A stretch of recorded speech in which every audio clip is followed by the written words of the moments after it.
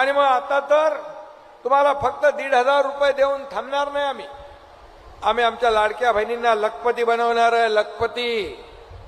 आणि म्हणून लोक आताही म्हणतात ही लाडकी बहीण योजना बंद होणार, लाडकी बहीण योजना आता बंद करणार. काही लोक काय काय म्हणायला लागलेत. आता विधानसभेच्या वेळे असंच खोटं फसवलं, पण तुम्ही फसले नाही.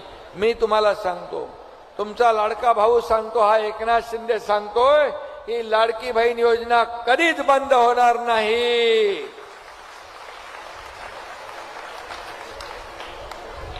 कारण आम्ही शब्द दिलेला पाळणारे लोक आहोत. आणि म्हणून ज्या ज्या योजना आम्ही जाहीर केल्या त्या सगळ्या टप्प्याटप्प्याने आम्ही पूर्ण करणार. आणि म्हणून लेक लाडकी लखपती योजना आपण सुरू केली, एसटी मध्ये 50% सवलत आपण सुरू केली, या ठिकाणी लाडकी बहीण योजना सुरू केली.